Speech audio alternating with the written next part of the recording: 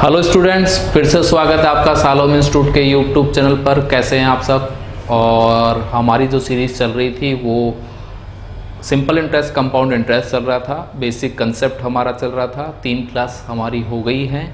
साथ में आज हम 4th क्लास पर हैं, सिंपल इंटरेस्ट, कंपाउंड इंटरेस्ट पर। इसका जो स्टडी मटेरियल यानी प्रैक्टिस सेट वो मैं अपलोड कर दूंगा इस क्लास के बाद कल से।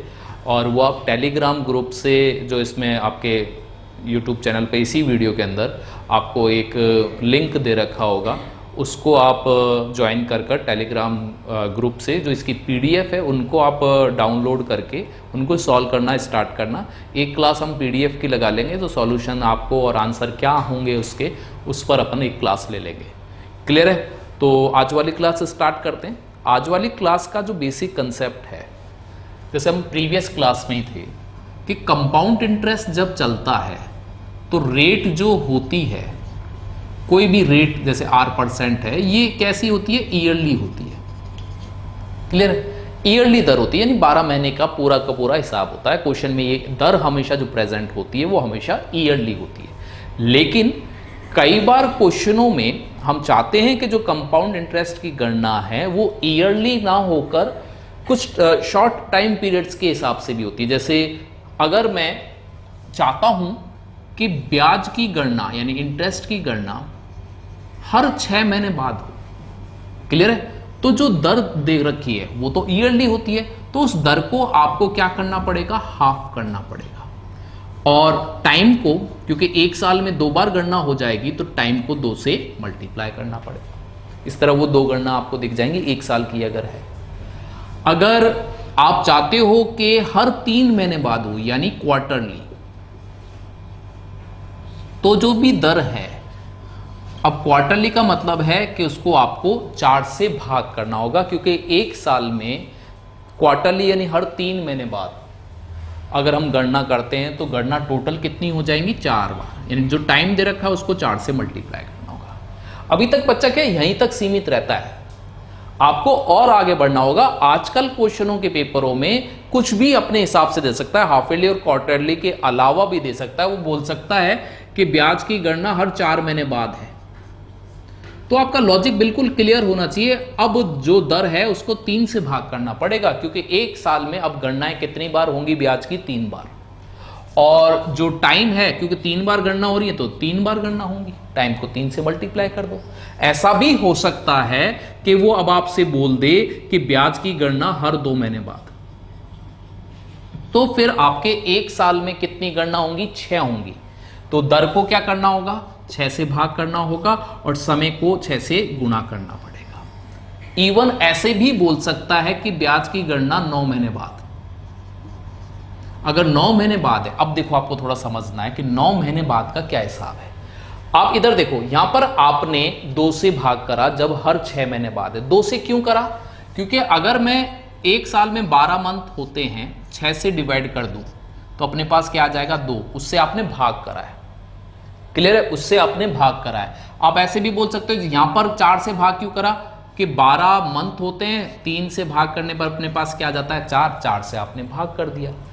क्लियर है। इसी तरह 9 महीने के लिए सबसे पहले 9 को 12 से भाग कर दें तो अपने पास कितना आ जाएगा भाई, 4/3। जो दर है उसको 4/3 से भाग करना है, तो 4 तो नीचे रह जाएगा और 3 कहां चला जाएगा, ऊपर चला जाएगा। और समय को देखो एक बार, यहां पर आपने 2 से भाग करा यानी डिवाइड करके जो आया उससे गुणा करा है। यहां पर 4 से गुणा करा, डिवाइड करके जो आया गुणा करा, और डिवाइड करके कितना आया, 4/3। आपको इसको किससे गुणा करना है, 4/3 से, यानी 1 से भाग करना है दर के लिए और टी को क्या करना है, गुणा करना है। अगर वो आपसे बोल दे कि ब्याज की गणना हर 10 महीने बाद, तो आर और टी के लिए क्या करना चाहिए हमारे को, तो मैं यहां लिख देता हूं कि 12/10 कर दो, तो 6 कितना आ जाएगा, 5। तो 6 तो नीचे रह जाएगा, 5 ऊपर चला जाएगा, भाग कर रहे हैं, और ये 6/5 हो जाएगा। इस तरह अब आपको कुछ भी दे दे, 15 महीने के बाद की बोल दे, 15 महीने के बाद की गणना को कैसे करना है, तो आप बोलोगे 12/15 हो गया। क्लियर है। ये अपने पास कितना हो जाएगा भाई, 12 3 का भाग देके ये आ गया। अब आप क्या करोगे, दर को तो 4/5 से भाग करोगे और समय को 4/5 से क्या करना है, गुणा करना है। इस तरह अब के पेपरों में, अब जो पेपर आते हैं उनमें इस तरह की गणनाएं आती हैं। तो एक बार आप पॉज करके अपने रजिस्टर में इसको आराम से उतार लें और फिर हम अपने क्वेश्चन कुछ करना स्टार्ट करते हैं इस बेस पर, और प्रीवियसली कैसे कैसे क्वेश्चन आए हैं उनको थोड़ा सा समझना स्टार्ट करते हैं। ओके, तो देखें भाई, छोटे क्वेश्चन से स्टार्ट करते हैं, बिल्कुल छोटे से।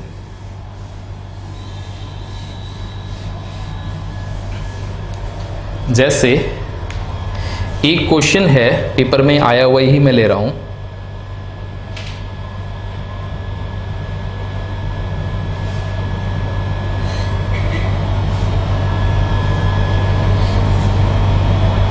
प्रिंसिपल क्वेश्चन में दे रखा है 20,000, रेट ऑफ इंटरेस्ट 20%, टाइम उसने दे रखा है 1 ईयर 6 मंथ। क्लियर है? आपको कंपाउंड इंटरेस्ट बताना है और क्वेश्चन है, क्वेश्चन में दे रखा है कि ब्याज की गणना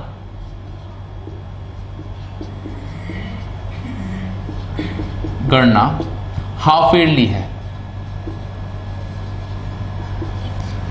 ओके, ब्याज की गणना अपने पास है हाफ ईयरली, यानी हाफ ईयरली आपको ब्याज की गणना करनी है। तो आपको सारा सेगमेंट को अब समझना है। तो ब्याज की गणना हाफ ईयरली का मतलब एवरी 6 मंथ, यानी 6 वाला। तो मैंने आपको क्या बताया, सबसे पहले तो दर को आधा कर लो। दर है जो अपनी कितनी हो जाएगी, आधी हो जाएगी 10% के हिसाब से। और समय 3/2 हो जाएगा। 3/2 मतलब 1 ईयर और आधा ईयर, इसको जोड़ लोगे तो 3/2 हो जाएगा, और इसको आप 2 से गुणा कर दोगे तो अपने पास कितना बच जाएगा, 3, यानी टाइम की जगह आ जाएगा 3।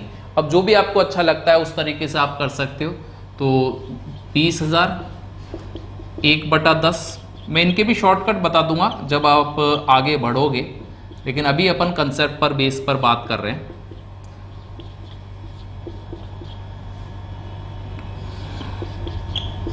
और ये अपने पास हो जाएगा 20। क्लियर है? तो अपने पास ब्याज कितना हो जाएगा, 2000 2000 2000 यानी 6000, और 200 200 यानी 600 और 20, तो अपने पास हो जाएगा, क्लियर है, 6620 आपका क्या है, चक्रवर्ती ब्याज है। 6620 आपका चक्रवर्ती ब्याज हो जाएगा। क्लियर है? तो एक नेक्स्ट क्वेश्चन करते हैं इसके बाद। बिल्कुल सिंपल सा है, ये तो बिल्कुल वैसा ही होगा, बस आपको थोड़ा सा दर के बारे में बताने के लिए। एक पेपर में आया हुआ ये क्वेश्चन, तो देखते हैं एक और क्वेश्चन। ये वाला जो क्वेश्चन है एसएससी सीजीएल में आया हुआ है, और इस क्वेश्चन को समझने की कोशिश करते हैं। बोर्ड पर आपके पास है, मैं आपको एक बार बता देता हूं। प्रिंसिपल 8000 है, दर 12% है, टाइम 30 मंथ है, साथ सिंपल इंटरेस्ट बताना है। सिंपल इंटरेस्ट और कंपाउंड इंटरेस्ट का अंतर आपको बताना है। क्लियर है? एक बार आप खुद सॉल्व करके देखें। और इस टाइप के ही क्वेश्चन आजकल रूटीन में है, जो कैलकुलेशन बेस अगर क्वेश्चन आपको डायरेक्ट आता है जिसमें लैंग्वेज नहीं दे रखी, तो वो इस टाइप के होंगे। क्लियर? अगर आप पटवारी की तैयारी कर रहे हो, दिल्ली पुलिस की तैयारी कर रहे हो, तो अब आपको इस तरह के क्वेश्चंस मिलेंगे कैलकुलेशन बेस वाले।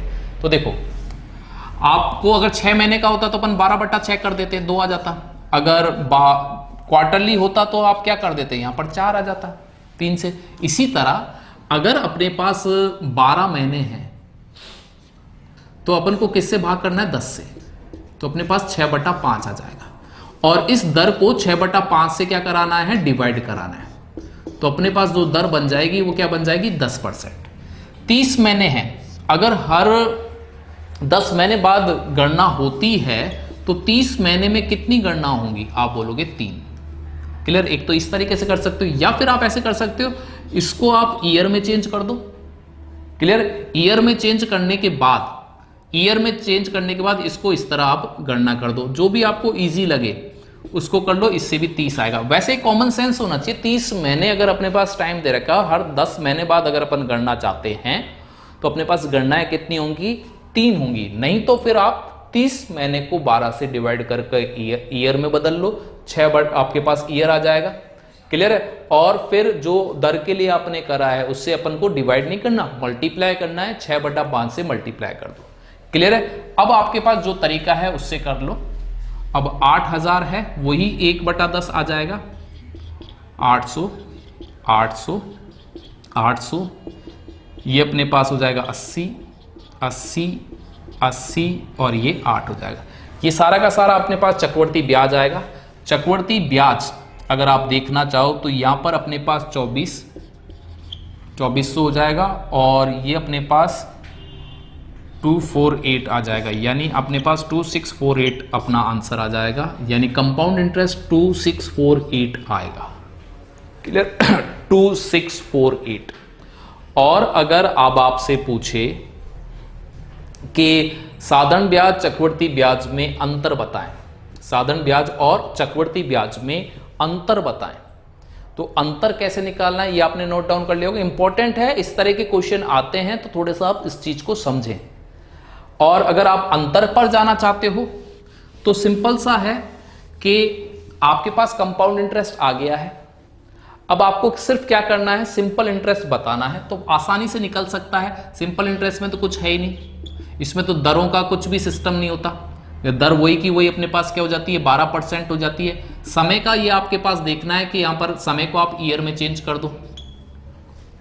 क्लियर है? समय को अपन किस में कर दें, ईयर में चेंज कर दें। 12% है तो 100 लगा दें, ये अपने पास खत्म हो ही जाएगा।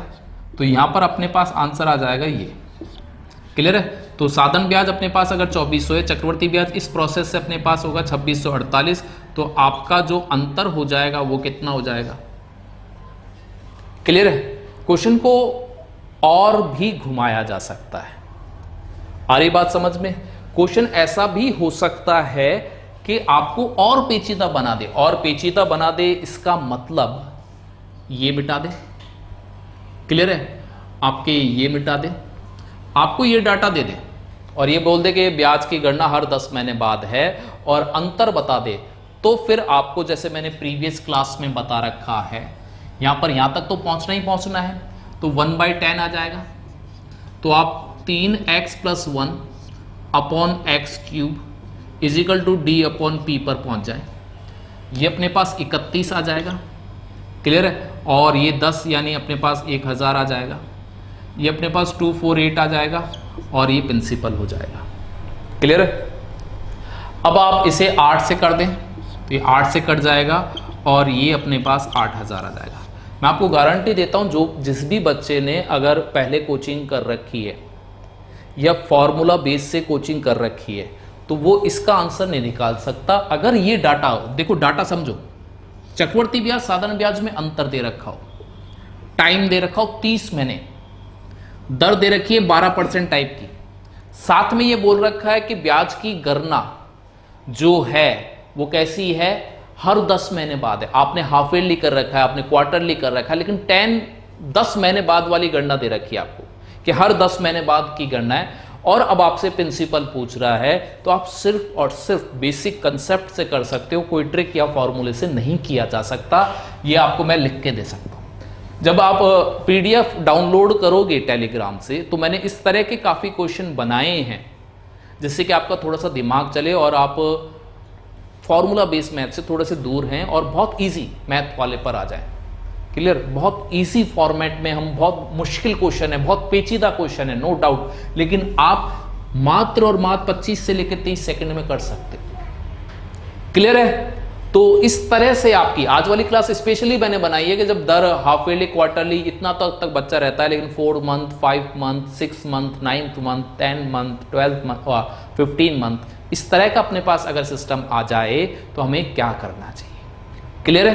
तो एक और क्वेश्चन करते हैं, कुछ बनाता हूं मैं इसमें क्वेश्चन। प्रिंसिपल हम रख लेते हैं 45000।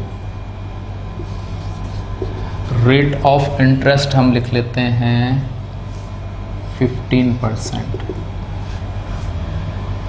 टाइम हम लिख लेते हैं 27 मंथ। क्लियर है? 27 मंथ लिख लेते हैं और कंपाउंड इंटरेस्ट निकालने की कोशिश करते हैं। तो एक बार ट्राई मार के देखें क्या चीज़ आती है। तो सबसे पहले मैंने आपको बता दिया, हर एक और चीज, ब्याज की गणना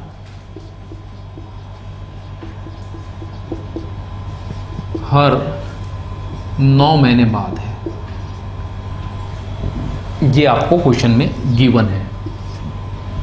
तो आपके पास क्या अपना आंसर होगा उसको आप समझने की कोशिश करें। तो स्टार्ट करें। सबसे पहले इसका हिसाब देखना है, तो 12/9 कर लो आप, तो 4/3 आ जाएगा। क्लियर है?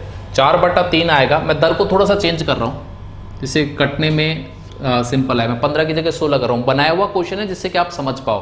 तो जो भी बच्चे पॉज करके अगर कर रहे हैं तो एक बार वो देख लें कि यहाँ पर मैंने दर को कर लिया है 16%। क्लियर है? तो दर को 16% कर लेना 15% के लिए, सिर्फ एक आपकी प्रैक्टिस के लिए करा रहा हूँ। आ रही बात समझ में? तो अब आप क्या करोगे, दर जो दे रखी है 16, उसको 4/3 से भाग करोगे तो आपके पास आ जाएगा 12%। क्लियर है? 27 मंथ है, 9 मंथ में अगर गणना अपन करते हैं तो कितनी गणना होंगी? आप बोलोगे 3 गणना होगी। क्लियर है? तो अब अपने पास 45,000 है। क्लियर है? 45,000 है। 12% को अगर मैं विदाउट परसेंटेज देखना चाहूं तो 3/25 देख सकता हूं। 3/25, 3/25 और 3/25। क्लियर है? तो ये 25 हो जाएगा। 25 से अगर मैं इसको काटता हूँ, 25 से इसको मैं अगर काटता हूँ तो मेरे पास आ जाता है, एक बार कैलकुलेट कर लूँ मैं,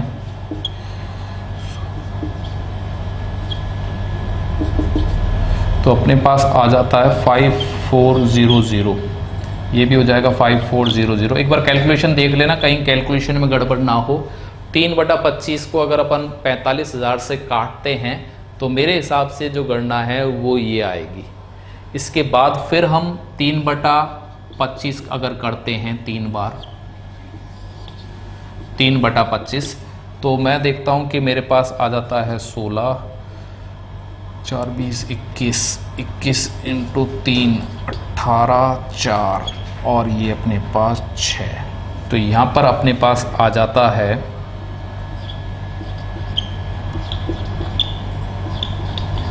हो सकता है ये भी कैलकुलेशन आप एक बार चेक कर लेना कितनी है। 648, 5400 को 3 गुणा करना है 3/25 से। तो मेरे हिसाब से ये गणना सही ही चल रही होगी। क्लियर है? और लास्ट अपने पास है 3/25 को करना है 648 को 3/25 से अगर अपन को करना है तो मैं कर लेता हूँ 24, 12, 14 और ये अपने पास 18 और 1 19, 19 का अपने पास आ रहा है 16, 17, 36, 37, 4 और 7, यानी यहाँ पर आ जाएगा 77.76। क्लियर है? कैलकुलेशन अगर आप देख लेना सारी गणना सही है या नहीं है। बाकी मेथड आपको समझ आ गया होगा किस तरह से करना है। मेन चीज़ ये है, अब आपको कैलकुलेट करना है। 540 अपने पास आ जाएगा 15,000, 15,000 और 1200, यानी 1600, 1200 है ना। तो 15,000 तो यहाँ आ गया। 15,000 में अगर 16 और अपने पास 200, एक तो ये आ गया। एक अपने पास ये आप कैलकुलेट कर लें तो यहाँ पर अपने पास 666 180 और अपने पास 48 40 40 40 120 120 और ये अपने पास ये आ जाएगा, यानी और लास्ट में हम 77.76। ओके, कोई करेक्शन हो तो आप कमेंट में कर देना कि आपके कैलकुलेशन के हिसाब से कौन सा सही आ रहा है। और ये अपने पास आ जाएगा 18,121.76। क्लियर है? बाकी आप देख लेना, कोई दिक्कत नहीं। अगर कोई कैलकुलेशन में मिस्टेक है, मन से बनाकर एक क्वेश्चन आपको समझाने के लिए मैंने करा है कि आजकल इस तरह के क्वेश्चन आते हैं। 27 मंथ का, 30 मंथ का, ब्याज की गणना 9 महीने बाद, 10 महीने बाद। तो इस तरह के क्वेश्चनों को किस तरह किया जाता, होते ईजी हैं। क्लियर है? कैलकुलेशन वाइज ऐसा डाटा आपको नहीं मिलेगा, ऐसा मिलेगा जो बहुत जल्दी कट जाए। क्लियर है? तो स्टार्ट आज का अपन यहीं पर ख़त्म करते हैं। और आज आपने एक बहुत इंपॉर्टेंट, आज वाली क्लास बहुत इंपॉर्टेंट थी कि अजीब टाइप का गणना को आपने देखा है। कैलकुलेशन वाइज अजीब तरह के, जो हैं सरल लेकिन दिखने में थोड़े से अलग टाइप के हैं। तो मिलते हैं फिर अपन नेक्स्ट सिंपल इंटरेस्ट और कंपाउंड इंटरेस्ट के।